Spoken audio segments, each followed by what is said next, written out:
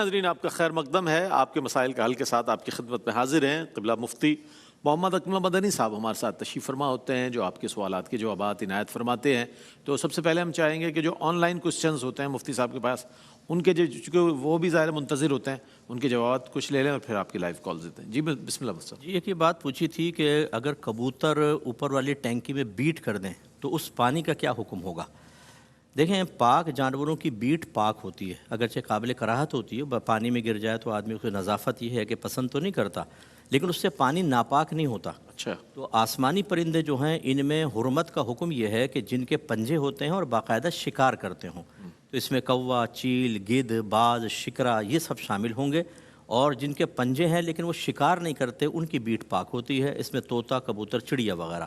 لہذا اگر کبوتر کی بیٹ گر بھی جائے چاہے کتنی مقدار میں پانی میں گرے، پانی بہرحال پاک رہے گا۔ ٹھیک ہے ٹھیک ہے، ہمارے ساتھ کالرز ہیں دو تین، ان کو شامل کر لیتے ہیں۔ السلام علیکم۔ وعلیکم السلام۔ جی جناب، سوال بتائیے۔ سر جی طلاق کے بارے میں 2 سوال کرنے تھے۔ جی جی ایک سر جی یہ ہے کہ اگر کوئی شوہر اپنی بیوی سے یہ کہے کہ جان چھوڑ تو کیا اس سے طلاق واقع ہوتی ہے؟ اچھا، دوسرا سوال۔ اور دوسرا سوال یہ ہے کہ اگر کوئی طلاق کے بارے میں کوئی کلپ وغیرہ سنے بندہ یا کوئی بیان پڑھے تو اس حوالے سے کوئی الفاظ بندے کی زبان پہ جاری ہو جائیں تو کیا اس سے طلاق واقع ہوتی ہے؟ ٹھیک ہے جناب، شامل کرتے ہیں آپ کے سوالات کو۔ ایک اور کالر ہیں، السلام علیکم۔ وعلیکم السلام۔ جی فرمائیے۔ مفتی صاحب سے میرا سوال ہے، مغرب کی نماز کے بعد بندے کو نیند آ جائے، پھر عشاء سے پہلے اٹھے تو پھر نماز اور تہجد اس کے بارے میں بتا دیں۔ ٹھیک ہے، ضرور کرتے ہیں آپ کا سوال کو۔ ایک اور کالر ہیں، السلام علیکم۔ ٹھیک ہے جناب، شامل کرتے ہیں آپ کے جوابات کو۔ جی مفتی صاحب کیا کہیے؟ یہ جان چھوڑ جو ہے کنایا کے الفاظ ہیں، اگر شوہر طلاق کی نیت سے کہے گا تو واقع ہوں گے، ورنہ واقع نہیں ہوں گے۔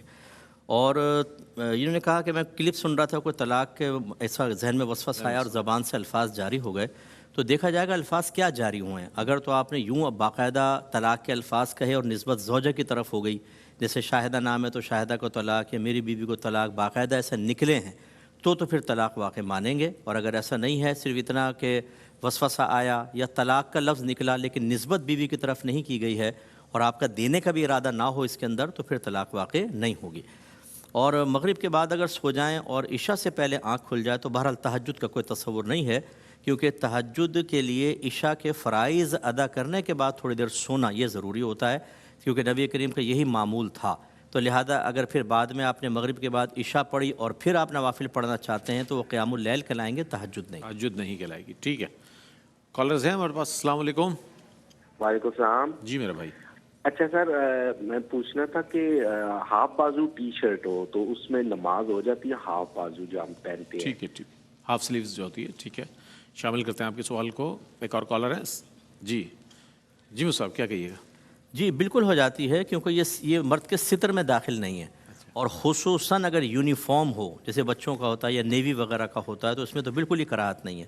ہاں اگر آپ اس پہ قادر ہیں کہ آپ باقاعدہ فل سلیوز پہن سکیں تو بہت اچھی بات ہے کہ اللہ کی بارگاہ میں جتنا کورڈ ہو کر اور جتنا ہم عام محافل میں جاتے ہوئے اہتمام کرتے ہیں ویسا کیا جائے تو بہت اچھی بات ہے، لیکن اگر ایسے بھی پڑھ لیں گے تو نماز بالکل ہو جائے گی۔ اچھا، وہ سب خواتین کے لیے بھی بتائیے گا کہ وہ چادر لے کر نماز پڑھ رہی ہیں اور اس کو پورا کورڈ نہیں کر رہی پیشانی کو، تو کیا نماز ہو جائے گی؟ اس حوالے سے بھی سوال آیا تھا۔ پیشانی پوری کور کرنا تو لازم نہیں ہے، کیونکہ چہرے کا تو استثناء فرمایا ہے۔ اچھا بہتر ہے تھوڑا سا کر لیں، کیونکہ بعض اوقات سرک کے اوپر تک چلا جاتا ہے، تو اس کا تو چہرے کا استثناء ہے، پھر یہاں تک ہاتھوں کا استثناء ہے۔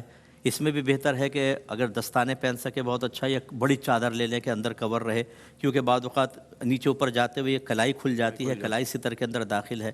ایسے ہی ٹخنوں سے نیچے کا حصہ جو ہے، ایڑیوں پہ بھی اختلاف ہے، لیکن کافی اس میں احتیاط کرنی چاہیے کہ بعض اوقات جب خصوصاً رکوع میں جاتی ہیں شلوار تھوڑی اوپر ہو جاتی ہے، سجدے میں جاتے ہوئے اور گھسٹ جاتی ہے، تو اگر یہ پنڈلی کھل گئی تو پنڈلی ستر کے اندر ہے، تو اس لیے بہتر یہ بہنوں کے لیے ہوتا ہے کہ ایک مخصوص کوئی بڑا سا جبہ ٹائپ لباس بنا لیں، اسکارف ٹائپ جو نیچے تک ہو، اور اس کو اوڑھ کر نماز پڑھ لیں، پھر اس کو اتار کے رکھ دیں تو بیسٹ ہے۔ ٹھیک ہے، ہمارے ساتھ کالرز ہیں۔ السلام علیکم۔ السلام علیکم۔ وعلیکم السلام۔ جی فرمائیے۔ آواز آ رہی ہے؟ آ رہی ہے۔ وعلیکم السلام۔ جی جی فرمائیے۔ میری عمر 10 سال ہے جی اور میں حیدرآباد سے تعلق کرتا ہوں۔ اچھا، میرا سوال یہ ہے کہ اگر میں روزہ رکھوں اور مجھے سستی محسوس ہو 3, 4, 5 بجے تو پھر میں روزہ توڑ دوں تو مجھے گناہ ملے گا یا میرے والدین کو گناہ ملے گا؟ ہو ضرور شامل کرتے ہیں آپ کے سوال کو، بہت شکریہ۔ اچھا ایک اور کالر ہیں، انہیں بھی شامل کر لیتے ہیں۔ السلام علیکم۔ وعلیکم السلام جی جناب۔ سر، مفتی صاحب سے یہ سوال ہے کہ جو کہتے ہیں کہ رمضان میں جو بندہ فوت ہو جائے اس کا حساب کتاب نہیں ہوتا، جی جی شامل اور کرتے ہیں۔ جی یہ مجھے کنفرم کریں کہ حساب کتاب ہوتا ہی نہیں ہے یا رمضان کے بعد حساب کتاب ہوتا ہے مرنے کے بعد؟ یہ کنفرم خوب کہا آپ نے، انشاءاللہ شامل کرتے ہیں آپ کے سوال کے جواب کو۔ جی جناب ظفر ہے۔ اچھا، منع کو بچے کو میں عرض کرتا ہوں 4-5 بجے تک ہمت کر لی تو تھوڑا سا ہی رہ جاتا ہے، اور کر لو ہمت، بس ہو جائے گا پورا انشاءاللہ۔ اور بچوں کی ول پاور بڑی مضبوط ہوتی ہے، میں نے دیکھا ہے کہ ان کو نفسیاتی طور پہ اگر مضبوط کر دیا جائے نا کہ بیٹا تم نے کرنی ہے ہمت، پھر بچے کر جاتے ہیں۔ تو ہمت کریں انشاءاللہ، 10 سال اچھی عمر والدہ ہی پوچھ رہے ہیں بیٹا پیاس تو نہیں لگ رہی، بیٹا بھوک تو نہیں لگ رہی، ہاں وہ بیچارہ بنا دیتے ہیں بعض اوقات، ہائے کتنا سا منہ نکل آیا، ایسا نہ کہیں شاباش بیٹا، ایسے ہی صحابہ کرام نے کیا تھا۔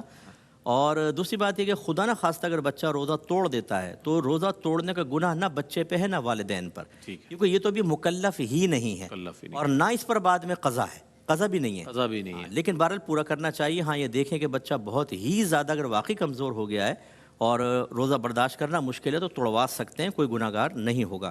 اور رمضان میں حساب نہیں ہوتا، اور یہ رمضان ایسا نہیں ہے کہ بعد میں ہو، بلکہ اس کی برکت یہ ہے کہ بعد میں بھی نہیں ہوگا۔ اس میں بعض اوقات لوگ یہ اعتراض کرتے ہیں کہ بعض فاسق و فاجر مرتے ہیں رمضان میں، وہ کہتے ہیں جی شراب پیتا تھا فلاں تھا تو کیا اس کا بھی حساب نہیں ہوگا؟ تو بھائی جب حدیثوں میں موجود ہے اللہ تعالیٰ اپنے بندے پر مغفرت فرمانا چاہے، کرم فرمانا چاہے، تو آپ اور میں کیسے روک سکتے ہیں؟ ہم اس کا ظاہر دیکھ رہے ہیں، اللہ جانتا ہے کہ ہو سکتا ہے اس کی کوئی ایسی نیکی ہو، اللہ کا ارادہ ازلی اس کو بخشنے کا ہو، تو میں اور آپ تو اللہ کی مغفرت کے راستے میں رکاوٹ نہیں بن سکتے۔ ٹھیک ہے، کالر ہیں۔ السلام علیکم۔ وعلیکم السلام جی، میرے 3 سوال ہیں مفتی صاحب سے۔ جی فرمائیے۔ پہلا سوال یہ ہے کہ جس طرح ہم نماز پڑھتے ہیں تو سورہ فاتحہ سورہ اخلاص سے پہلے ہر رکعت میں بسم اللہ پڑھنا ضروری ہے؟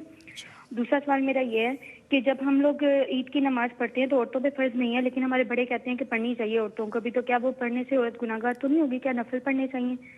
اور تیسرا سوال میرا یہ ہے کہ جس طرح مجھے کوئی بھی رکعت نماز پڑھی ہوں، یعنی فرض ہو یا سنت ہو، تو مجھے بھول جاتی ہے کہ میں نے کون سی رکعت پڑھی ہے، تو کیا ہر بار سجدہ سہو کرنا ہوگا یا دوبارہ سے نماز کو پڑھنا ہوگا؟ ٹھیک ہے، شامل کرتے ہیں آپ کے سوالات کو۔ ایک اور ہمارے ساتھ کالر موجود ہیں۔ السلام علیکم۔ السلام علیکم جی۔ وعلیکم السلام۔ فرمائیے۔ جی میرا مفتی صاحب سے سوال یہ ہے کہ گھر پہ محرم ہو، باپ بیٹا بھائی شوہر، تو کچن میں یا کام کرنا اور جیسے کہ جھاڑو لگانا اور ویسے کھانا پینا، تو یہ سر پہ دوپٹہ لے کے کرنا ضروری ہے یا نہیں بھی لیں گے تو گناہ میں تو نہیں شامل ہوگا یہ؟ ٹھیک ہے، شامل کرتے ہیں آپ کے سوالات کو۔ بہت شکریہ آپ کا۔ جی صاحب کیا کہیے گا؟ دیکھیں بسم اللہ الرحمن الرحیم چاہے سورہ فاتحہ سے پہلے ہو یا سورت سے، کوئی لازم و ضروری نہیں ہے۔ لازم و ضروری اس معنی میں کہ نہیں پڑھی تو گناہ گار ہوں گے، یہ سنت ہے، مستحب ہے، پڑھیں گے ثواب ملے گا، جان بوجھ کے بھی چھوڑ دی تو گناہ نہیں ہوتا۔ دوسرا، عورتوں پر عید کی نماز واجب نہیں ہوتی ہے، گھر والوں کا اصرار کرنا کہ عورتوں کو ضرور پڑھنی چاہیے، کیسے پڑھیں گی؟ کیا وہ جماعت میں حاضر ہوں یہ کہنا چاہتے ہیں؟ کوئی ضروری نہیں ہے۔ اور جب جماعت میں حاضر نہیں ہوں گی تو گھر پہ عید کی نماز کیسے پڑھیں گی؟ کیونکہ اس کے لیے تو جماعت شرط ہے۔ عورتیں گھر میں نوافل پڑھیں گی، اشراق چاشت پڑھ دیں، ان کے لیے یہی کافی ہے، تو غیر ضروری سختی نہ کی جائے۔ اور اگر یہ بھول جاتی ہیں نماز میں رکعتوں کی تعداد تو سجدہ سہو ہوتا ہے، بس یہ ہوتا ہے کہ زندگی کی اگر پہلی یہ نماز ہے اور بھول گئے اور کسی ایک طرف توجہ نہیں ہو رہی، 2 ہیں 3 ہیں، تذبذب ہے، توڑ دیں، نئے سرے سے پڑھ دیں۔ لیکن اگر بار بار ایسا ہو تو پھر دل میں تحری کرتے ہیں، غور کریں کہ کتنی ہوں گی۔ اگر دل جم جائے 2 یا 3 میں سے ایک ہوگے، 2 یا 3 پر کنفرم ہو جائے تو بس کنٹینیو کریں، وہی اس کو اختیار کر کے سجدہ سہو نہیں ہے۔ لیکن جب تذبذب کا معاملہ رہتا ہے اور بار بار ایسا ہوتا ہے تو کم والی کو اختیار کر لیں، جیسے 2 اور 3 میں شبہ ہے تو 2 مان لیں، پڑھیں اور آخر میں سجدہ سہو کریں گے۔ اور گھر میں محارم ہیں تو بالکل دوپٹہ اتار سکتے ہیں، محارم کے سامنے پردہ کرنا یا سر پہ دوپٹہ رکھنا یہ کوئی فرض یا واجب نہیں ہے، اس میں گناہ کا کوئی تصور نہیں۔ ہاں جسم کا ایسا کوئی حصہ کہ جس کے اوپر نظر پڑے مناسب نہیں ہوتا، جیسے سینہ بعضوں کا زیادہ بڑے ہوتے ہیں گلے، تو اس میں پھر دوپٹہ ڈال کے رکھیں، باقی سر پہ اگر کھول لیا اور برہنہ سر ہے تو کوئی گناہ نہیں ہے۔ اچھا مجھے آپ نے جواب عنایت فرمایا، حرمین شریفین میں ہم نے دیکھا ہے عیدین کے موقع پر جو ہے وہ خواتین بھی موجود ہوتی ہیں، تو آپ نے جیسا فرمایا کہ یہاں پر تو ظاہر انہوں نے اس کے اوپر ہے نہیں، تو وہاں جو لوگ پڑھتے ہیں ان کے لیے کیا حکم ہے؟ مطلب جی علماء یہ فرماتے ہیں کہ جہاں پر باقاعدہ اہتمام ہوتا ہے اور عورتیں باپردہ طریقے سے سیپریٹ رہتے ہوئے وہاں پر حاضر ہو سکتی ہیں، وہاں منع بھی نہ کیا جائے. منع بھی نہ کیا. جیسے تقریباً یورپ کنٹریز میں عید میں اور جمعے میں عورتیں حاضر ہوتی ہیں، عرب کنٹریز میں آپ دیکھیں تقریباً کے اندر حاضر ہو رہی ہیں، وہاں پر منع نہ کیا جائے. ہم نے پاکستان کے حساب سے جیسے عرض کیا کہ یہاں ایسا نہیں ہے تو خواہ کا اہتمام بھی نہ کیا جائے، کیونکہ عورتیں آئیں گی تو پھر لازم بات ہے اختلاط ہوگا، کیونکہ ہمارے ہاں باقاعدہ کوئی انتظام نہیں ہے، اس لیے عورتیں اپنے گھر میں نوافل پڑھیں گی. ٹھیک ہے، یہ سوال میں نے آپ کی طرف سے کر دیا تاکہ ذہن میں آپ کے دستک دے سکتا ہے سوال. ایک اور کالر ہے. السلام علیکم ورحمۃ اللہ وبرکاتہ. السلام علیکم جناب رئیس صاحب. جناب سوال بتائیے. وعلیکم السلام. جی جناب مفتی صاحب سے قبلہ مفتی صاحب سے سوال کرنے 3 سوال ہیں، پلیز جواب دے دینا. جی جی جی پہلا سوال یہ ہے کہ صدقہ دینے اور مسجد یا مدرسے کی خدمت کرتے وقت کون سی نیت کرنا افضل ہے تاکہ زیادہ سے زیادہ ثواب ملے؟ اگر صدقہ کا ثواب تمام. بڑے جذبے سے آئے تھے آپ، لیکن سوالات پھر لے لیں گے انشاءاللہ آپ. ایک اور کالر ہے. السلام علیکم. جی السلام علیکم. السلام بھائی، کیا حال؟ ٹھیک ہے اللہ کا شکر ہے. سوال بتائیے. اچھا اپنا رئیس بھائی، مسجد میں مانگنا کیسا ہے؟ اچھا. اور دوسرا ہے مسجد کے لیے مانگنا، اس سے پہلے کہ مسجد کے اکاؤنٹ میں پیسے ہیں لیکن پھر بھی مانگنا ہے، یہ مسئلہ. اچھا ٹھیک ہے ٹھیک ہے، شامل کرتے ہیں جناب آپ کے سوالات کو. جی سر کیا کہیے؟ جی ایک تو مسجد یا مدرسے میں چندہ دیں تو ثواب جاریہ کی نیت کر لیں، اللہ کے دین کی مدد کی نیت کریں. ان تنصر اللہ ینصرکم، اللہ نے فرمایا اگر تم اللہ کے دین کی مدد کرو گے اللہ تمہاری امداد فرمائے گا. برکت حاصل کرنے کی کر سکتے ہیں، اچھی موت، عذابات قبر دور ہو جائیں، جنت حاصل ہو جائے، اللہ کی رضا حاصل ہو جائے، یہ ساری نیتیں محبوب اور مطلوب ہیں، کر سکتے ہیں. اور مسجد کے اندر سائل اپنی ذات کے لیے سوال نہیں کر سکتا، یہ حرام ہے، اور ایسے سائل کو دینا بھی گناہ ہوتا ہے. بلکہ علماء نے فرمایا کہ ایسے سائل کو اگر 1 درہم دیں تو 70 دراہم اس گناہ کے کفارے میں اور خرچ کریں. یعنی مبالغہ کر کے بیان فرمایا کہ گناہ ہے، ایسا نہیں دینا چاہیے.